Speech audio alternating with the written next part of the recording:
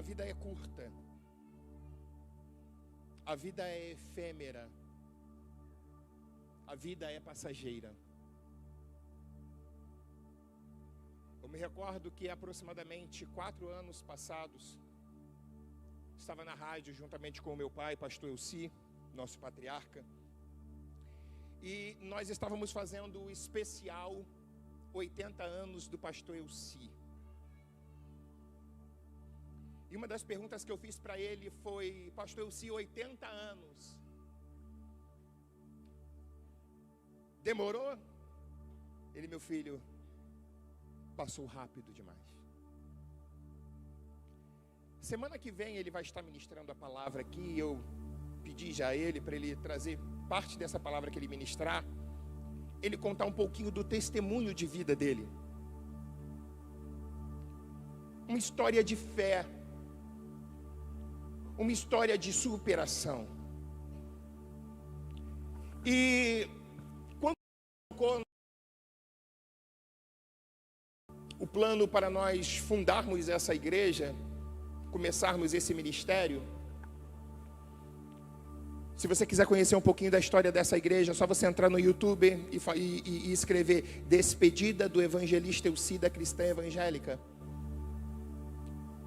Ali eu conto que eu estava me desligando daquela igreja porque a visão de reino divergia. E que eu não ia levar ninguém comigo, porque grande parte de ministérios que surgem hoje são resultados de rachas internos. O prédio é até santo, mas o alicerce é satânico, porque é resultado de divisão, de desobediência.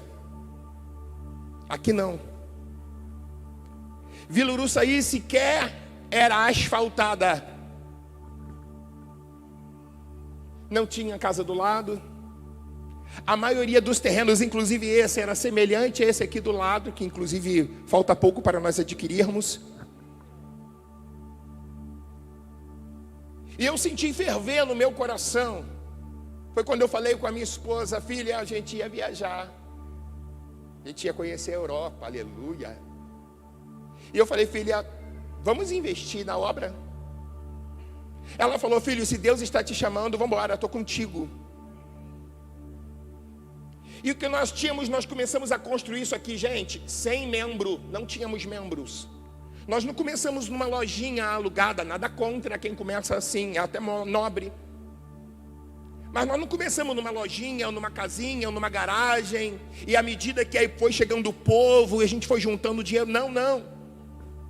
Se Deus me chamou, eu vou construir. E construímos. Na época, se você reparar depois as dependências da igreja, você vai ver que do muro da igreja até a parede da igreja, são 3,5 metros. São 2,5 metros da nossa esquerda, da minha esquerda até o muro. E se você for até atrás, são 2,5 metros atrás. Por quê? Porque na época nós não poderíamos ocupar todo o terreno e nós não tínhamos ainda conseguido comprar o terreno ao lado. Quando nós estávamos já com as paredes pela metade, o vizinho do lado resolveu vender, mas aí eu já não iria demolir. Dei graças a Deus porque eu não precisei mais diminuir ainda mais o tamanho do templo. E algumas pessoas olharam para mim e falaram assim: o Elci é doido. Inclusive algumas pessoas que quem viu o processo que eu passei no meu antigo ministério, só 2 pessoas quando eu saí se desligaram, porque eram amigos íntimos e viram o que eu passei. E não vem ao caso aqui falar. E eles ainda falaram: poxa, o evangelista Elci é doido. Nem sabe se a coisa vai dar certo e gastar tudo que tem construir uma igreja desse tamanho. Para a ótica de algumas igrejas que tinha aqui no local, seria um projeto fadado ao fracasso. Sabe por quê? Porque o pastor Elci é um pentecostal com defeito de fabricação. A maioria daqui das igrejas funciona. Não sou contra a campanha não, irmãos.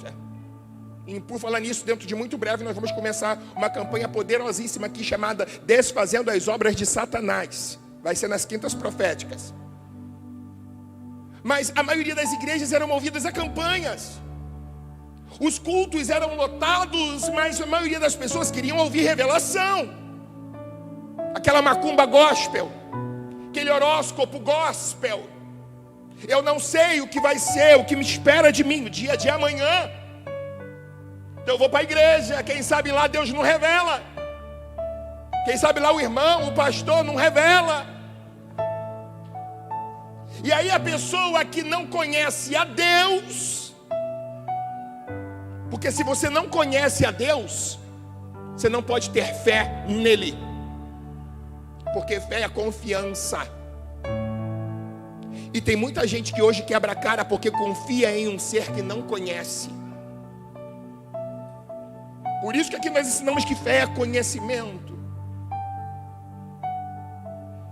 E caramba, o Elci não revela, o Elci não profetiza, o Elci não sapateia, o Elci não fala em língua. E não tem corinho de fogo, e não tem campanha. Será que vai dar certo? E eu falei, eu não vou terceirizar a palavra. Eu vou pregar todos os cultos. Quem quiser seguir comigo vai seguir aprendendo a palavra e discipular. Porque a obra não se faz aqui. Aqui é a adoração em comunhão. A obra se faz do portão para fora. Sua vida só tem significância se alguém olhar para você e agradecer a Deus pela sua vida. Quem ensinou isso foi o Senhor Jesus, para que vejam as suas obras e glorifiquem o vosso Pai que está nos céus. O apóstolo Paulo, ele vai falar para a igreja de Filipos: eu me encho de gratidão e eu louvo a Deus todas as vezes que eu me lembro de vós. Será que alguém, quando lembra de você, agradece a Deus pela sua existência? Será que você é motivo de regozijo na vida de alguém? Eu não me refiro à vida do seu pai, da sua mãe, do seu filho, não. Estou falando como cidadão do reino. E aí nós começamos. Eu comecei a pregar. Grande desafio, redirecionar a visão de muitas pessoas que entravam por aquelas portas. Porque via de regra as pessoas aprendem erroneamente o que é evangelho. E aí entra por aqui e escuta o pastor se falar: evangelho não é religião. Porque se Jesus viesse trazer religião, ele restauraria o judaísmo. Tem gente que virou crente e foi a pior coisa que aconteceu na vida dele. Porque agora é uma pessoa arrogante. É uma pessoa que antes era da resenha, conversava, zoava, brincava. Era uma pessoa que as pessoas do meio de amigos tinham prazer em estar perto. Reuniões familiares tinham prazer em ficar perto. Se converteu, virou santarrão. Você não vai no jantar da sua mãe? Não vou não, porque só tem mundano lá. E a Bíblia diz no Salmo 1: bem-aventurado o varão que não anda segundo o conselho dos ímpios, nem se detém no caminho dos pecadores, e nem se assenta na roda dos escarnecedores. Ainda usa a Bíblia erradamente. Quantas pessoas que acham que se converteram, mas eles não se converteram. Eles foram adestrados para a religião. A diferença é que antes ele fala: fala meu parceiro, e agora ele fala: paz amado. Antes ele andava tranquilão e agora ele anda de paletó e gravata imposta a voz. Quanta hipocrisia! O que mais a gente vê por aí são igrejas que os infelizes não saem para evangelizar. E quando a gente com muito custo consegue botar alguém dentro da igreja, graças a Deus aqui não tem isso. E não falo isso porque eu sou pastor da igreja, não. Aqui não tem isso mesmo. Mas via de regra em muitas igrejas, quando entra o pecador, é o próprio irmão da igreja que bota ele lá fora. Porque não tolera a fraqueza do outro. Porque acha que isso aqui é uma reunião de inerrantes. E aí a gente vem trazendo o evangelho. E, gente, pelo amor de Deus, calma, vamos devagar. Porque se a nossa mensagem não atrair o mesmo público que Jesus atraía, talvez a nossa mensagem não seja a mesma que ele pregava. Jesus era da resenha. Jesus era gente boa. As prostitutas não se sentiam vitimizadas ou não se sentiam discriminadas, não. Elas tinham prazer em ir até Jesus. Os corruptos da época tinham prazer em ir até Jesus. As crianças, e criança não gosta de gente ranzinza, as crianças tinham prazer em ir até Jesus. Está pensando que Jesus era aquele de: olá, tudo bem? Eu sou o filho do Pai. Senhor, que horas são? Em verdade te digo que são 15 para as 8. Jesus não era assim não, gente. E você, como discípulo de Cristo, você não deveria ser. Você deveria ser mais tolerante. Porque a Bíblia diz: suportai-vos uns aos outros em amor. Então eu, como pastor, eu falei: meu Deus, vamos lá. É para pregar o evangelho? Vamos pregar. E aí você vem de outro ministério e aprende: olha, não existe pecadinho e pecadão, tudo é pecado. Aí vem para a igreja aqui, o pastor vai ensinar: não, existe sim. Jesus disse para Pilatos: quem me entregou a ti, maior pecado tem. Tem pecado que é para a morte, tem pecado que não é para a morte.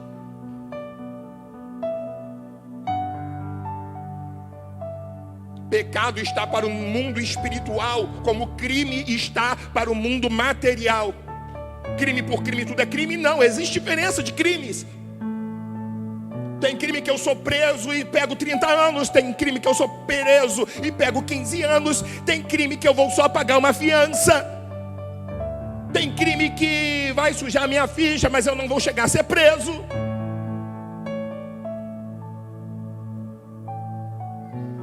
Assim também é no mundo espiritual, gente. Aí você vem para cá e você ouviu a vida toda: se é de coração, Deus aceita. Aí vem para cá, o pastor, você vai falar: não. Vem com essa de que se é de coração, Deus aceita, não. Como assim, pastor? E é aquilo que você está cansado de ouvir. Espera aí. Você é imagem e semelhança de Deus. Tem muitos visitantes aqui hoje. Quem não gosta de jiló nem por nada, fala amém. Quem não gosta de jiló, detesta jiló, faz assim com a mão para eu poder ver. Não gosta, não gosta. Não gosta. E aí? Pé de galinha, quem não gosta de pé de galinha? Aí. Então se eu chegar e falar para você: aí o pé de galinha, fiz para você uma travessa no seu aniversário, pé de galinha com jiló milanesa. E tem maravilha. Você vai comer? Mas foi de coração. O fato de ser de coração vai fazer você aceitar o meu presente, a minha oferta? Não. Por que com Deus você acha que é assim? Aí o que você ia dizer? Poxa, se você me conhecesse, você ia falar. Você ia saber que eu detesto pé de galinha. Você ia saber que eu não gosto de jiló. Assim é com Deus. Tem muita gente achando que vai se achegar a Deus porque está com o coração apenas contrito. Não, querido, o coração contrito é o primeiro passo. Mas para você ser aceito por Deus, você precisa querer se aproximar dele e conhecê-lo. Porque Deus procura verdadeiros adoradores. E um verdadeiro adorador adora a Deus do jeito de Deus. E para você adorar a Deus do jeito de Deus, você precisa conhecer o gosto desse Deus. Falei rápido, vocês me entenderam? Você aprende a vida toda: meu alvo é Cristo. Meu alvo é Cristo, muito nobre. Mas o que mais existe hoje são crentes inúteis. Porque fizeram de Cristo um alvo. E uma vez que tiveram um encontro com Jesus, a vida dele não tem mais relevância nenhuma. Tanto é que nós no Brasil, o último censo falou que temos 40 milhões de evangélicos. Alguns otimistas falam que temos sobre 50 milhões de evangélicos. E aí você olha para esses milhões de evangélicos e você vê pouco evangelho neles. Por quê? Porque conheceram o evangelho da religião, não o evangelho que externa para você a verdadeira pessoa do Cristo. Jesus nunca foi alvo. Jesus não disse eu sou o alvo. Jesus disse eu sou o caminho. Eu sou o caminho. Então, quando eu encontro-me com o Senhor Jesus, eu encontro um vivo e novo caminho pelo qual eu devo o quê? Caminhar. Você encontra um monte de gente adorando e vamos orar para Jesus acabar com o sofrimento desse pessoal. Só que Deus não é o responsável por acabar com o sofrimento de ninguém.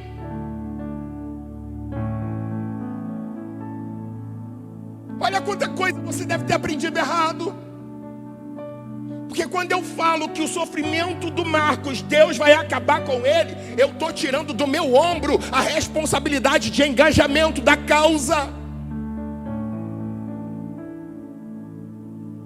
Jesus veio com o ministério da reconciliação para nos reconciliar com Deus. Responsabilidade por acabar com o sofrimento é da igreja. Tive fome e vocês não me deram de comer. Tive sede e vocês não me deram de beber. Estive preso e vocês não foram visitar-me. Vocês não foram instrumentos para suavizar a dor daquele que sofre. A igreja é responsável. Alguém está entendendo o que eu estou dizendo? Diga amém. O tema da mensagem de hoje: aprenda a ressignificar a sua vida.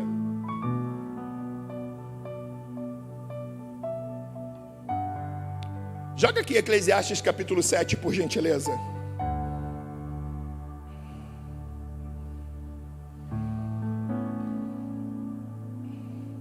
Eclesiastes 7.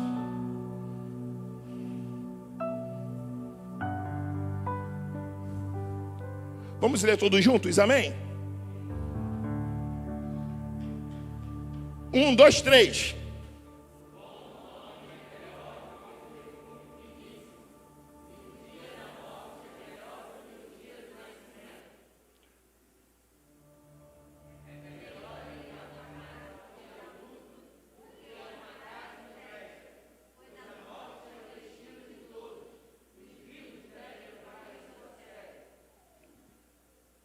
Amém. Volta lá no 2, por gentileza.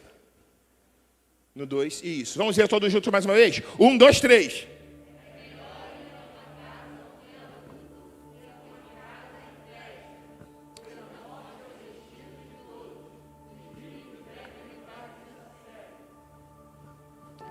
Vamos ler só os homens. 1, 2, 3.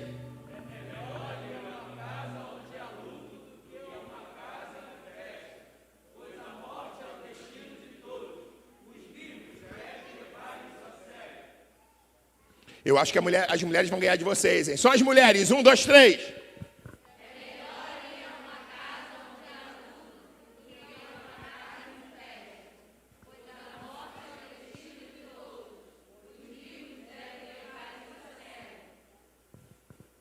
Você crê nessa palavra? Solte a sua mão e aplauda ao Senhor bem forte.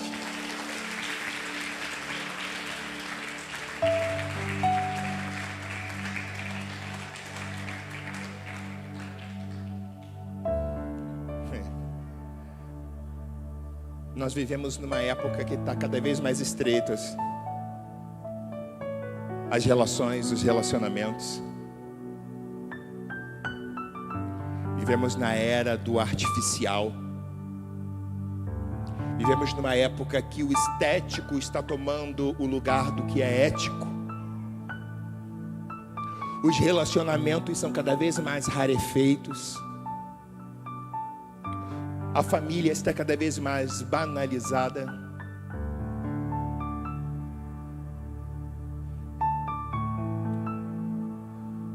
A Bíblia vai dizer para nós que por se multiplicar a iniquidade, o amor de muita gente iria se esfriar. E o amor de muita gente está se esfriando. Semana passada morreu uma mulher dentro do supermercado.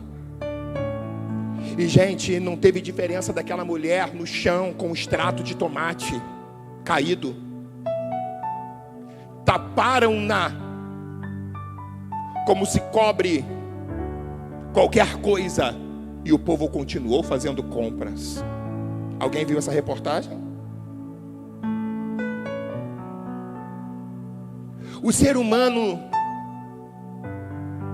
está perdendo a credibilidade. E nós estamos sendo regidos, via de regra, pela cultura do mundo e não pela cultura do céu, que é externada na palavra de Deus. Quando eu vejo cristãos falando, bem feito, mais um CPF cancelado, eu falo, meu pai, que tipo de evangelho essa pessoa crê? Porque se você não crê que Deus pode salvar um assaltante, um matador, um pedófilo, um viciado, você está no lugar errado, porque o evangelho é poder de Deus para a transformação de todo aquele que crê. Nós vemos pessoas desistindo da vida por motivo cada vez mais tosco. Mas o motivo é tosco para mim, que talvez não esteja vivendo a dor que ele está vivendo. Porque você já aprendeu nessa casa. Às vezes você olha para alguém e fala assim, poxa, fulano é cheio de não me toque. Não, ele não é cheio de não me toque, não. O problema é que às vezes por baixo daquela roupa estão algumas feridas que você não consegue ver. Talvez se você tivesse passando por aquela pessoa que você está criticando, pelo que aquela pessoa está passando, talvez você nem no Arraial dos Santos estaria. Então o problema não está em quem tocou. O problema está na dimensão da ferida do ser que foi tocado. Alguém está entendendo o que eu estou dizendo? Diga amém.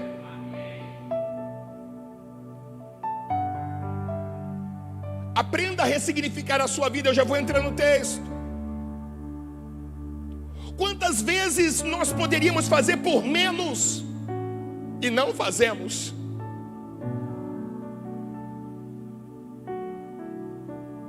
Uma mulher, certa feita, ela falou para a sua família, eu vou fazer pizza logo mais para nós jantarmos. E aquela mulher, enquanto o filho estava na escola à tarde, o marido estava trabalhando, ela pegou o carro, foi rapidamente para o supermercado. E ela correu e num saco apenas ela colocou lá aquela farinha, ela colocou os ovos, ela colocou o leite, ela colocou mais alguns detalhes. E ela acabou de passar o cartão. Quando ela vira para correr para ir para o carro, ela esbarrou num homem e caiu. Foi farinha para tudo quanto é lado, foi ovo para tudo quanto é lado. E ela virou para o lado e falou, você não vê para onde anda? E quando ela olhou, ela não percebeu que o homem estava procurando a sua bengala. Na mesma hora que ela revolta, aquele pavio curto transformou-se em compaixão. Meu Senhor, desculpe, eu não vi que o Senhor não enxergava, perdoe-me. Pergunto para você, será que é sempre necessário nós vermos o motivo para aprender a fazer as coisas por menos? Quanto vale a sua paz? Aquela mulher fez por menos porque percebeu que o homem era cego. Mas será que ela não poderia pensar nela? Eu vejo hoje pessoas discutindo por motivos bobos, tolos. O vídeo daquela mulher está aí? Quando tiver no, pode jogar aqui. Quando tiver no ponto, me dá um ok aqui. E aí, querido, às vezes você olha para a pessoa que está passando pelo mesmo problema, ou ao seu redor, e você percebe que tem pessoas com dores piores que a sua. Queridos, Será que é necessário a gente sempre enxergar a dor alheia? Será que é necessário mesmo olhar sempre a desgraça do outro e a desgraça do outro ser o nosso conforto? Ser o motivo para apaziguar o nosso ímpeto belicoso?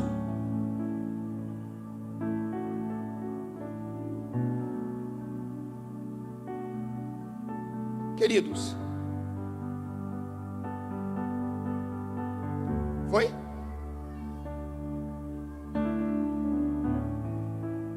A vida é curta, a vida é efêmera. Deus trouxe algumas pessoas aqui porque Ele precisa redirecionar a sua visão. Porque às vezes você está aqui querendo que Deus abra os céus para o milagre acontecer na tua vida. E às vezes o teu milagre só depende de uma mudança da sua conduta, da sua postura.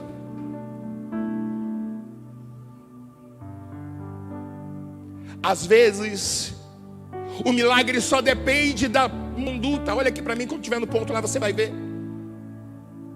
Às vezes o milagre só depende de uma postura sua no dia da adversidade, no dia da dor. O problema do mundo é o sofrimento. O problema do sofrimento é o sofredor. E o problema do sofredor é a sua incapacidade de lidar com a dor. É a sua incapacidade de lidar com as contrariedades da vida.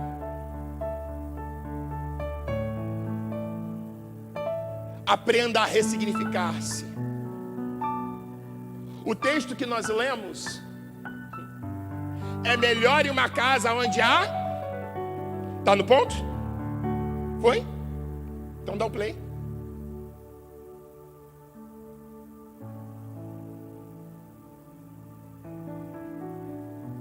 Às vezes as pessoas olham pra mim e falam: nossa, como você me ama. Cara, tu tá vivenciando um segundo câncer na sua vida e você ainda continua com as suas no rosto. Eu falo: velho, o câncer já me tirou quase tudo, mas o meu sorriso ele não vai tirar.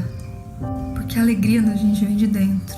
Independente dos seus problemas, do que você tá vivendo, sabe? Do dia a dia. Todo mundo tem problema, velho.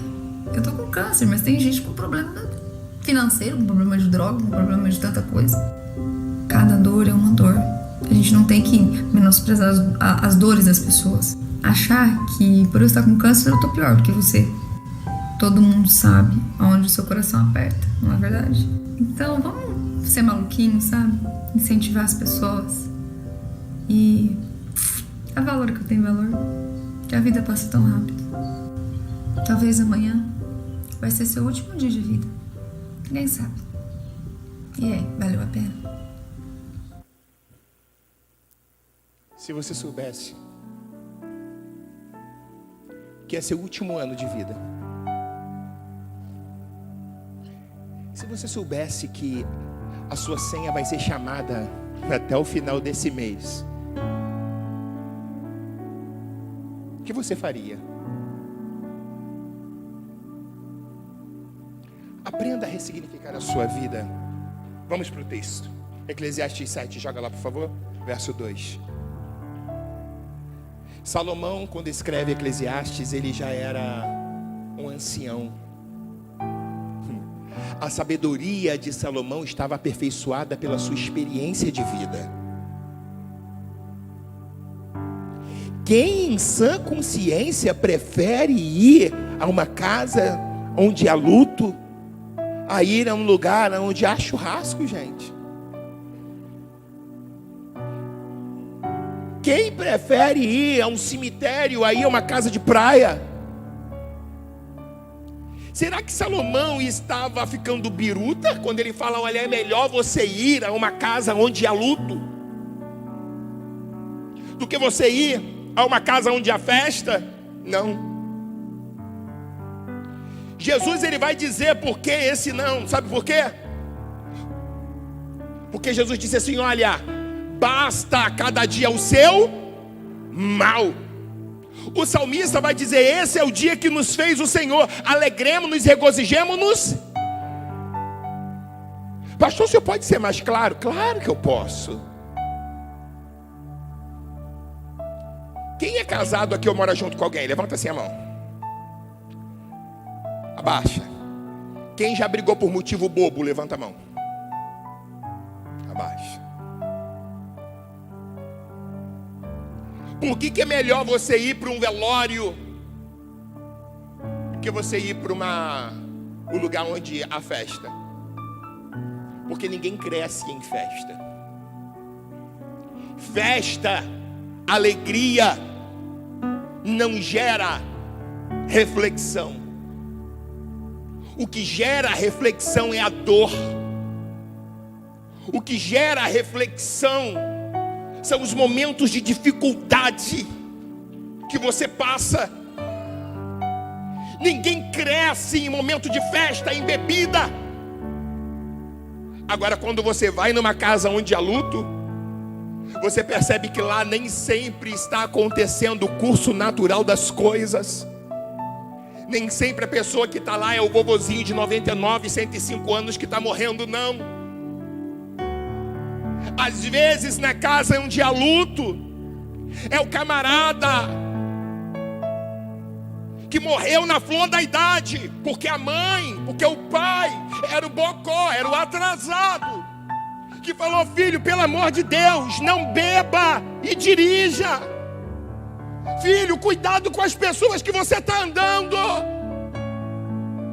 Filha, liga a antena. No momento de dificuldade, quem vai estar contigo somos nós. Mas não, a garotada, essa garotada de 18 a 25 anos, sabem tudo da vida. Sabem tudo. E só quebram a cara. O prazer se resume ao genital. Teu prazer se resume a isso que você tem aí, do seu umbigo para baixo, seja você homem ou mulher. E são prazeres efêmeros. São prazeres passageiros. Quando você vai para uma casa onde há luto, você percebe que às vezes é o marido que está enterrando a mulher nova. E você olha aquele marido chorando: ai, meu Deus, minha mulher, meu Deus. E aí você reflete: caramba, eu sou um idiota. Eu briguei com a minha mulher porque ela deixou o arroz queimar. Eu briguei com a minha mulher porque ela não arrumou a casa. Eu briguei com a minha mulher porque é isso, por um motivo imbecil. Vice-versa. A mulher vai ao velório e percebe que o marido foi trabalhar, o ônibus foi assaltado, troca de tiro e o trabalhador morreu. E ela vê a amiga, a mulher em desespero, que o marido estava cheio de planos e foi ceifado sem dó e sem piedade. E ela reflete: caramba, cara, eu fiz da minha casa um clima infernal por causa de uma idiotice. Quando você vai para o cemitério, que é a experiência mais terrível, mais trágica, mais triste da história humana, você aprende a ressignificar a sua vida. Quando você vai para um lugar desse, você sai de lá, se foi acidente de carro, passou de 80, você já está jogando para o meio. Você liga a sua antena. Você vai querer dizer para sua esposa que você ama mais isso se você tiver a sabedoria de aprender a lição. Porque não adianta você ir ao cemitério e à casa onde há luto e não aprender a lição que aquele local encerra. Vá amanhã no Bangu 1, 2, 3, 5 e converse com aquelas pessoas que estão lá.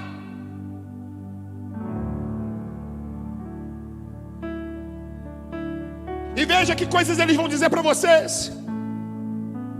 Decisões equivocadas, amizades erradas, conselhos não ouvidos.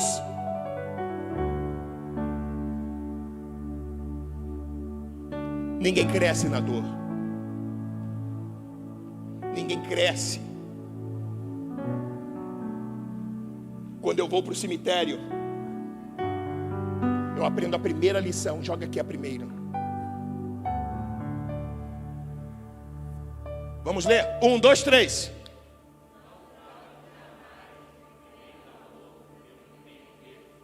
De novo?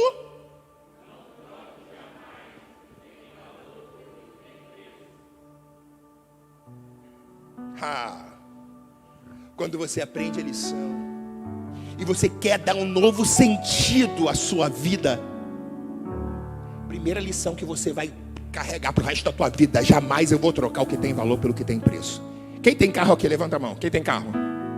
Levanta a mão sim. Quem tem carro? Quanto custa teu carro mais ou menos? 25. Se eu chegar para você com 35 mil aqui na mão, pau! Quero comprar. Oi? Na hora, né? Porque o teu carro tem preço. Preço. O carro tem preço.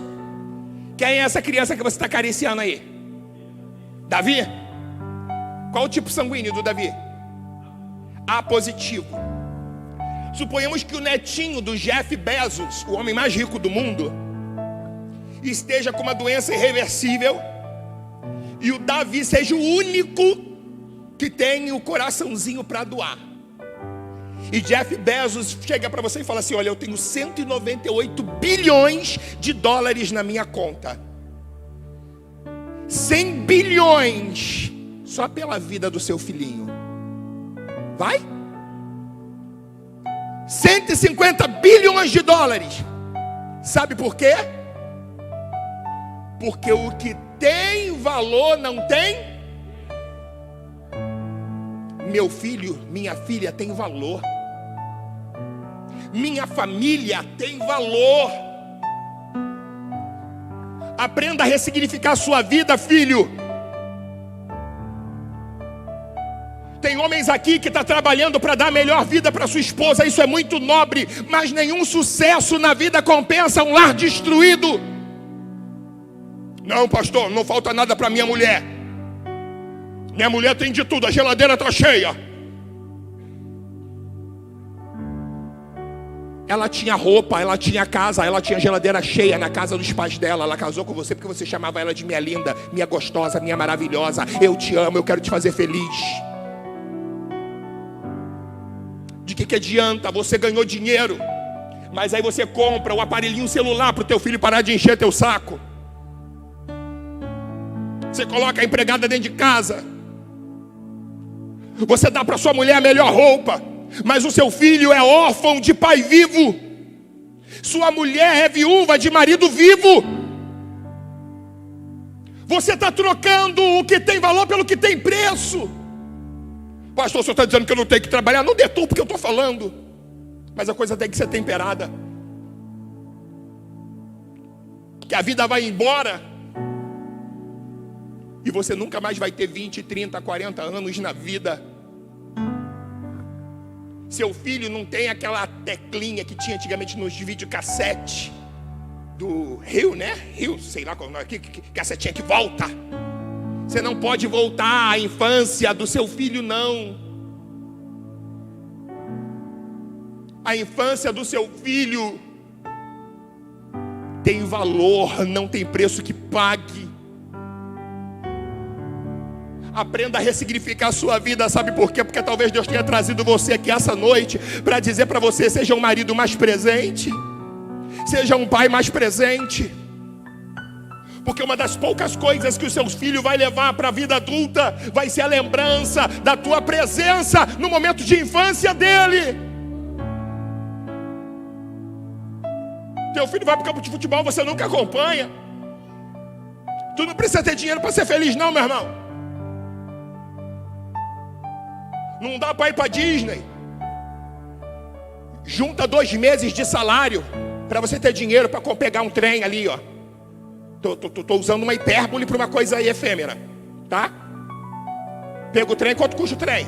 Passagem do trem, Supervia 5, não é? R$5. Vai até a Quinta da Boa Vista. Quem é rico aqui? Acho que não tem ninguém rico, né? Então nós todo mundo somos farofeiro.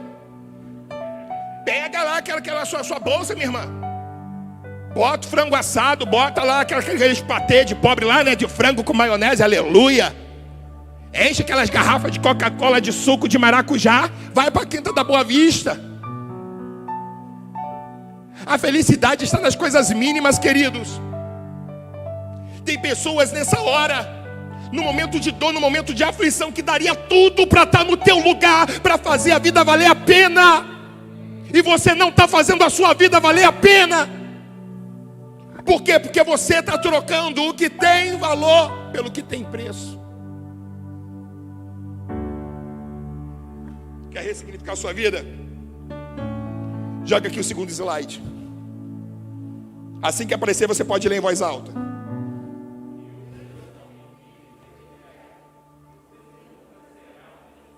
Mais uma vez. 1, 2, 3.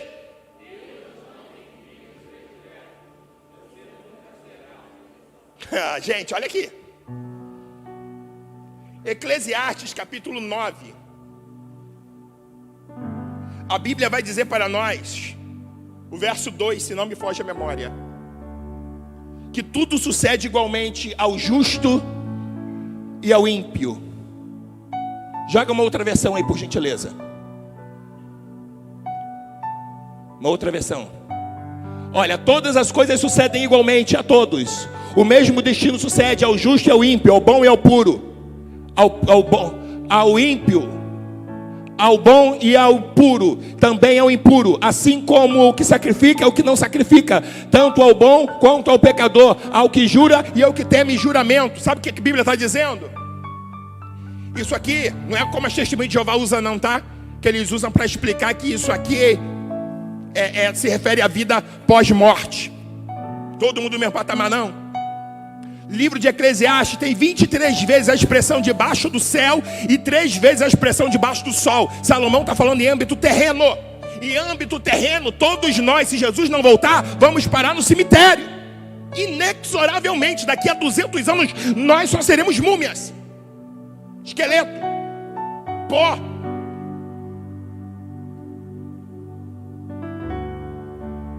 Deus não tem filhos prediletos. O que isso quer dizer com isso, pastor? O dia mau pode chegar. O dia da dor pode chegar. Quem já perdeu um ente querido aqui? Levanta a mão. Um ente querido. Levanta a mão. Natan, tu perdeu quem? Sua tia. Quem mais? Levanta a mão aqui. Rapidinho, rapidinho. Vilma, perdeu quem, Vânia? Seu pai. Ivanilton. Quem? Vô e tia. Quem mais? Jonathan. Avó, Caio. Pastor Elci. Pai, mãe, esposa, irmãos, filhos. Olha aí.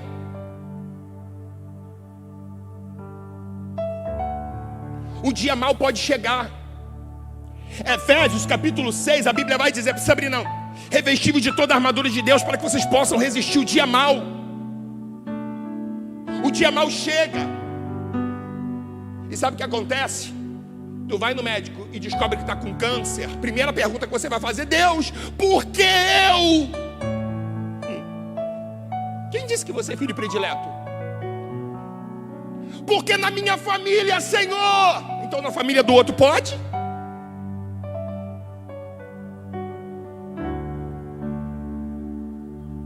Seu filho porta necessidades especiais, mas logo meu filho, Deus. Quem disse que Deus ama mais você do que os outros? Que visão equivocada é essa de Deus que você tem, meu irmão? De achar que você tem que ser uma exceção às regras. Pastor, para mim Deus não é mau. Para mim Deus é mau. Porque se fosse bom, Ele não permitiria que isso acontecesse na minha família. Talvez a catástrofe não chegou para revelar se Deus é bom ou mau, não. O problema não é o dia mau, o problema é o que o dia mau revela. E o dia mau, via de regra, não revela um Deus que é mau. Revela um discípulo medíocre. Revela um discípulo que não tem maturidade de lidar com a dor. Revela um discípulo que se relaciona com o Altíssimo interessado nas benesses, nos benefícios que o Altíssimo tem para oferecer. Você não gosta de relação interesseira porque você acha que Deus vai querer se relacionar com você se toda vez que você se achega a Ele é para tirar alguma coisa dele. Alguém está entendendo o que eu estou dizendo? Desculpe se não é aquela mensagem que você gostaria de ouvir. Eu gostaria de falar aqui para você que é a noite da tua vitória, que vai haver dupla honra para dia de vergonha. Como eu gostaria de estar aqui falando que quem te viu chorar na prova e não te ajudou, quando vê você na bênção vai se arrepender. Mas isso não muda a tua história não. O que muda a tua história é tu tendo maturidade de entender que a vida não é fácil para ninguém. De entender que se o dia mal chegou, você chora, porque nós não somos de ferro. Vamos viver o nosso luto, vamos viver sim, há tempo de sorrir, há tempo de chorar. Mas o meu luto não pode ser eternizado. A minha dor não pode ser eternizada. Eu preciso usar da minha dor para mostrar que as circunstâncias nunca vão reger a minha adoração. A promessa de Deus para o meu corpo é a ressurreição, não é a minha cura. E a promessa de Deus para o meu espírito é a vida eterna. Então se Ele curar, amém. Se Ele não curar, bendito seja o nome do Senhor para sempre.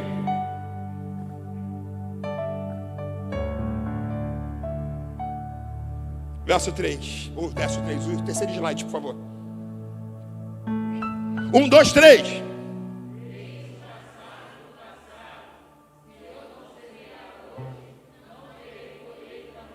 Joga aqui Isaías 43, 18. Deixa o passado no passado, gente. Não tem oração que você faça que vai fazer Deus voltar no tempo.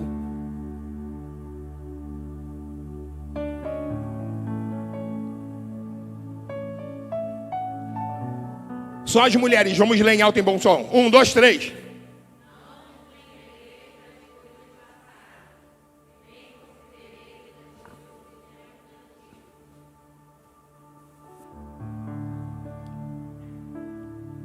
Esqueça-se das coisas que ficaram para trás. Pastor, eu não me perdoo, pastor. Eu abortei há 5 anos, há 10 anos, há 30 anos, filha. Vira a página. O ontem já foi. Ontem você tomou a decisão errada. Ontem você cedeu quando você deveria ter resistido.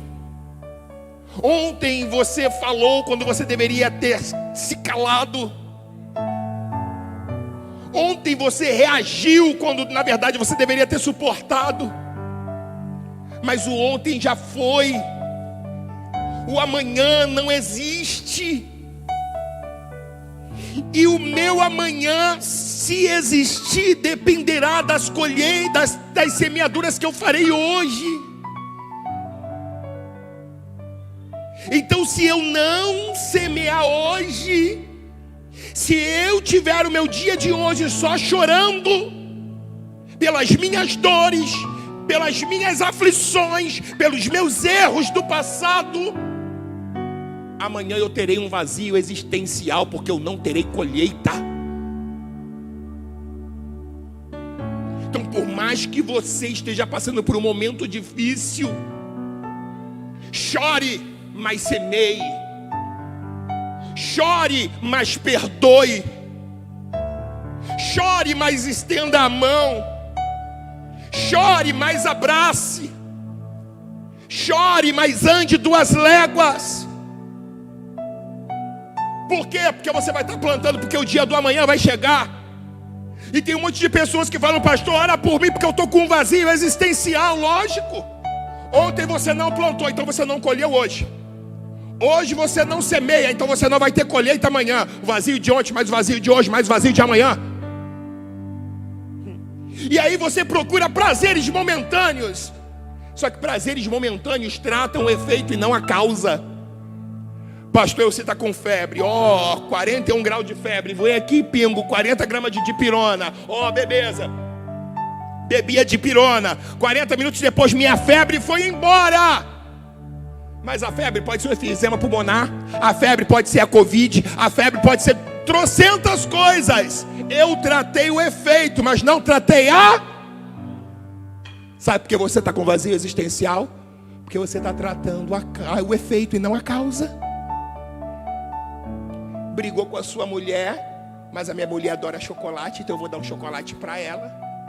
E é aquilo que eu sempre falo na palestra de casal: se de dia a gente briga, à noite a gente se ama, entre nós a diferença acaba no quarto e em cima da cama. Aí o bando de casais imaturos vão para a cama, em vez de sentar, olhar um no olho do outro e falar: olha, eu não gostei dessa sua postura. Porque não adianta você querer ressignificar a sua vida cometendo os mesmos erros. Problemas se resolvem confrontando com educação, com respeito, olhando no olho. Não é apontando não, gente, porque hoje em dia os casais sentam para conversar, a mulher já está pensando no que vai responder. Então não é diálogo não, é monólogo de dois. Deixa eu falar uma coisa para você: não é o culto da família. Mas o contrário de solidão não é companhia, tá? Contrário de solidão é intimidade. Se quem estiver do lado não estiver dentro, você continua só, a despeito de estar no meio de uma multidão dentro da tua casa. Alguém está entendendo o que eu estou dizendo? Diga amém.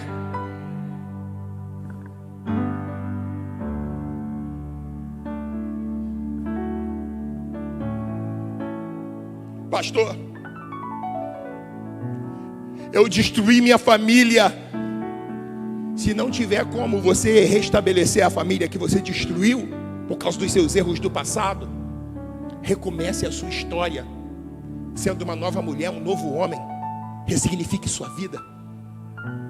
Seja, se não tem restauração com a antiga ou com o antigo, seja a melhor versão de si mesmo para essa nova fase. Pastor, eu destruí meu ministério. Você não está vivo? Há tempo de recomeçar a sua história. Recomece. Seu problema não está no passado não. Talvez seu problema seja covardia. Talvez você ainda seja refém da opinião alheia. O que vão pensar? E enquanto você for refém da opinião alheia, a sua vida estará fadada ao fracasso. Porque hoje a gente vive assim, gente. Pessoas refém da opinião alheia. A pessoa posta uma foto no Instagram e fica de hora em hora vendo qual amigo curtiu e não curtiu. Tem outros que até liga para saber: amiga, oi, viu minha foto? Não vai curtir não? Refém da opinião alheia. Gente, você já ouviu algum pobre no Instagram, no Facebook? No Facebook está todo mundo com dinheiro. Facebook, queria a vida dos sonhos. A pessoa está lá naquela cobertura, está ali como faxineiro do dia, mas antes de botar a roupa da faxina, vai lá na cobertura, coloca aquela frase facebookiana, aquele bico maldito, né?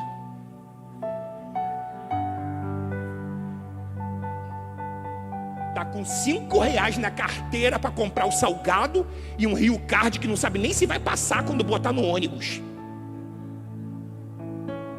Mas bota no Facebook a pompa que está cheia da grana. Toda a família no Facebook está feliz, toda a igreja no Facebook está lotada. Todo mundo é trabalhador. Todo bandido vai para o céu. Já viu isso? Morre o bandido, vai dar trabalho para São Pedro agora. Outro dia eu vi, eu falei: caramba, esse pessoal não tem inferno não, gente? Assim é doido, só se for do capiroto. Mas tudo bem. Gente, você precisa aprender a ressignificar a sua vida. Eu estava assistindo outro dia um vídeo de um homem, está no YouTube, história de superação. Ele sofreu um acidente.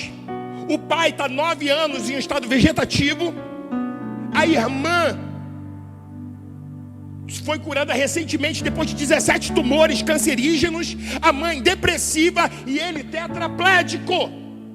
E ele, como tetraplégico, ele só mexe a cabeça.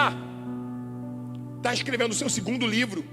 Sustenta todo mundo com palestras. Por quê? Porque ele fez do sofrimento escola. Se não tem como você mudar esse teu sofrimento, faça dele escola.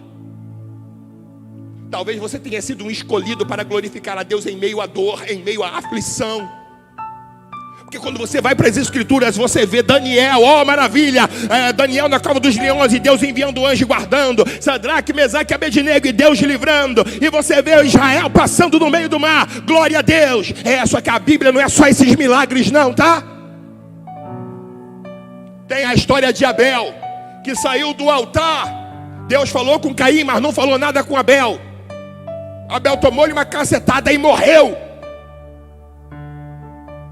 A Bíblia fala de Noé, que ele entra na arca, perde todos os seus irmãos, seus sobrinhos, sua família, seus parentes, melhor dizendo, porque a família dele estava na arca, os 3 filhos e a esposa. A Bíblia fala de Jó. Pastor, mas Deus não mudou a história de Jó? Quem tem filho aqui, diga amém. Se morrer um filho teu, Deus pode te dar 50, vai substituir o que ele levou? Deus deu mais 10 filhos de Jó. Deus não restituiu os filhos de Jó não. Restituição é se Deus ressuscitasse. Tem a história de Noemi. Perdeu o marido, perdeu os 2 filhos. Mas a história de Noemi foi uma história de tamanha fé que Ruth olhou para ela e falou: aonde a senhora foi, irei eu. O teu povo vai ser o meu povo e o teu Deus vai ser o meu Deus. O que Ruth viu em Noemi para falar: o teu Deus vai ser o meu Deus? É essa fé que Deus quer contar para o seu povo. Você só vai ter uma vida de plenitude, queridos, quando Deus for glorificado nos mínimos detalhes da sua vida.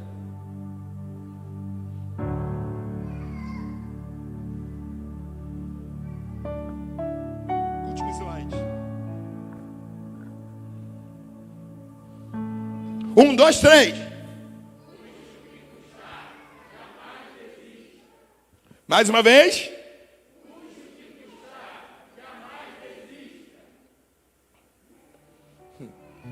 Já pensou em desistir?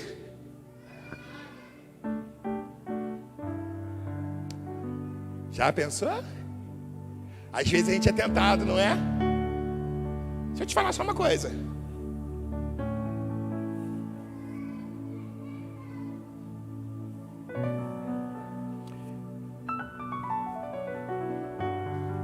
Que visão você tem de Deus para você desistir da caminhada? Que visão você tem de si mesmo para você desistir? Que legado você quer deixar para a sua posteridade, se você está pensando em desistir?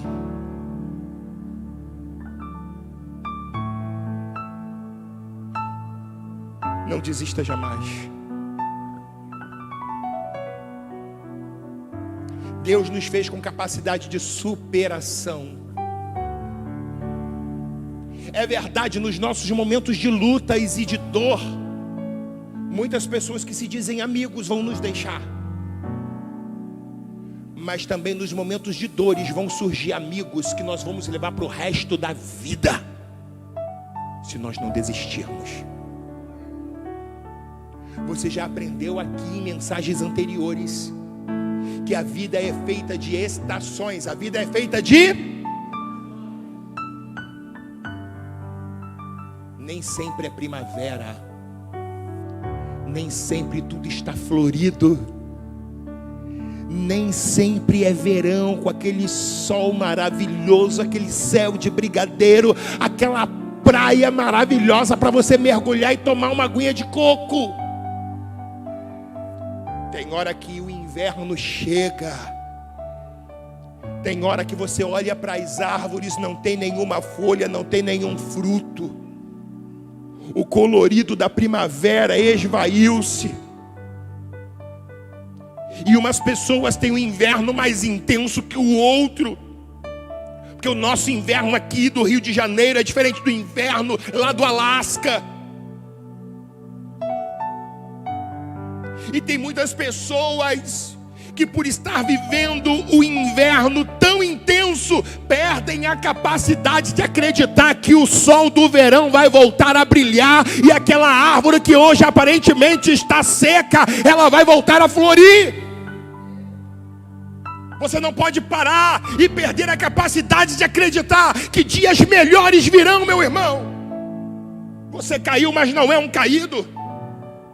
Uma batalha, uma guerra é feita de várias batalhas. Você perdeu uma batalha, você perdeu talvez 2 batalhas, mas a guerra ainda não vai estar perdida. Você pode levantar-se, você pode reagir. E se você confiar em Deus e aplicar os princípios da palavra dele na tua vida, você pode ainda dar a volta por cima. Não perca a capacidade de acreditar. O impossível é a medida da capacidade da pessoa. Você olha na internet, mulheres que eram faxineiras, que conseguiram pagar a faculdade de Direito e passaram para a magistratura. Você olha pessoas que trabalhavam no McDonald's e passaram no concurso para PRF. Outro dia eu vi na internet um senhor que se formou em medicina com 82 anos de idade. Por que você está achando que a tua vida acabou? Por que você está achando que para você não tem jeito?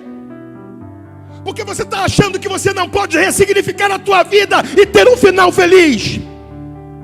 Ah, já sei, você foi numa dessas igrejas que você ouviu lá: o que começa errado termina errado. Quem já ouviu isso? Mentira. Se o que começasse errado terminasse errado, não haveria oportunidade, não haveria esperança para muitos de nós. Mas graças a Deus nós servimos o Deus que Ele é o Senhor da história.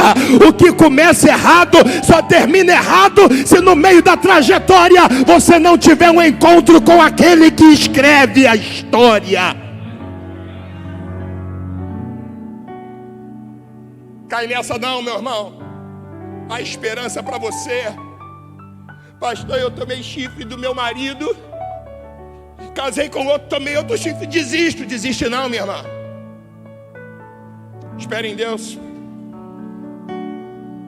A vida é curta, a vida é efêmera, não jogue vida fora. Pastor, não acredito mais em mulher nenhuma, é só decepção. Calma. Redirecione a sua vida. Ressignifique sua vida. Não arrume relacionamento para te fazer feliz. Ai, eu estou solitário. Vou arrumar. Ai, Deus, como eu gostaria que a Cremilda tem alguma Cremilda aí não, né? Como eu gostaria que a Cremilda se apaixonasse por mim, Senhor. Ai, eu estou sofrendo tanto, mas a Cremilda ia ser a solução dos meus problemas. Ninguém merece ter no ombro a responsabilidade de te fazer feliz, não, meu irmão. Então eu estou com a dor de cabeça, eu faço da Cremilda a Neusaldina para minha dor. Pastor, casamento perfeito, Neusaldina com dor de cabeça, glória a Deus. Estou com uma enxaqueca miserável. Tudo que eu preciso é de uma Neusaldina.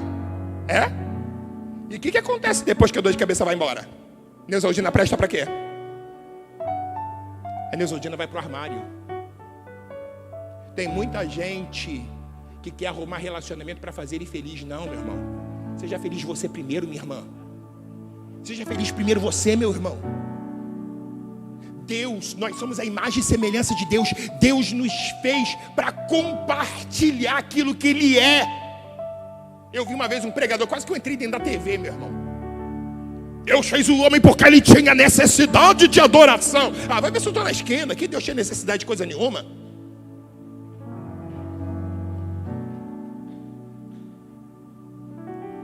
Deus fez o homem porque quis compartilhar. Minha esposa uma vez foi para Minas, ficou em Minas 1 mês e meio. Irmão, minha casa é grande pra caramba. Eu chegava do quartel, eu ia pro meu escritório. Eu adoro cozinhar, mas não tem graça cozinhar para você mesmo.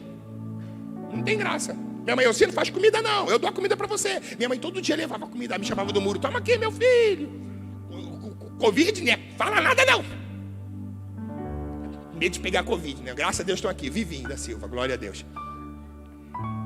Gente, lógico que eu senti falta da minha mulher. Lógico que eu senti falta da minha filha Fernanda e da minha filha Valentina. Mas chorar, ai meu Deus, ai cadê? Eu me curto pra caramba. Sento no meu sofá, assisto minha Netflix, assisto meus episódios do Chaves que eu assisto desde a década de 90. E problema é meu.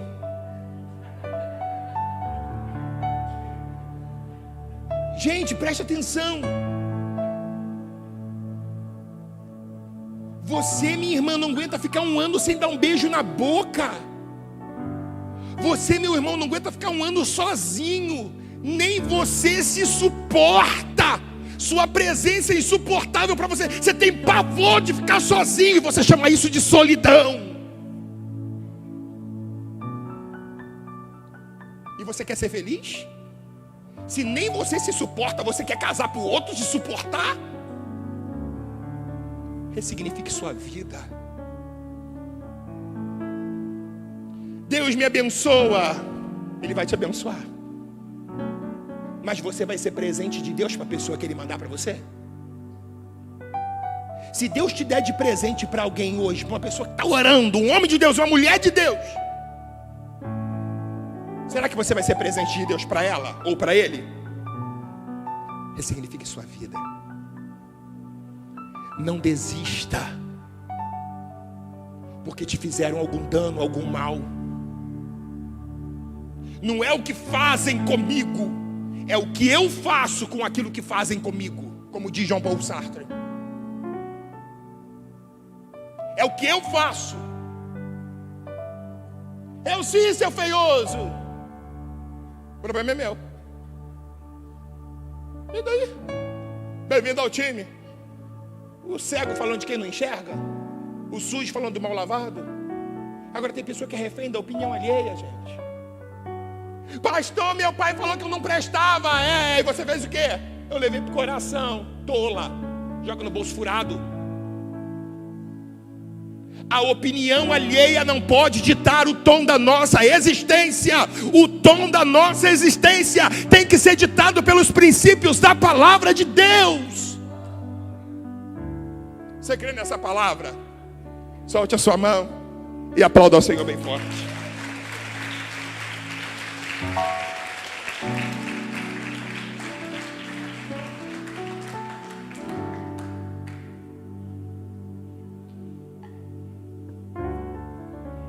Aos irmãos que nos acompanham da live, recebam a graça e a paz do Senhor Jesus Cristo. Aplauda ao Senhor pelos irmãos que estão nos assistindo da live, amém? Pode encerrar, por gentileza. Faltam 10 minutinhos para a gente ir embora. Deixa eu deixar aqui alguns recados para vocês. Hora do puxão de orelha. Joga a foto da cadeira aqui, irmão, por favor.